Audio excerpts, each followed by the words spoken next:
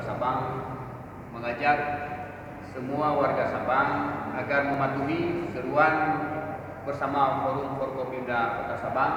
Di sini semua telah beredar. Ada sekitar 15 poin yang harus kita patuhi bersama demi untuk mencegah, demi untuk menghindari dari virus COVID-19 yaitu Corona yang selama ini sedang mewabah di Indonesia. Dan mudah-mudahan kita selalu berdoa kepada Allah agar virus ini tidak terjangkit di Kota Sabang, Aceh pada umumnya, dan Indonesia cepat selesai dari wabah ini.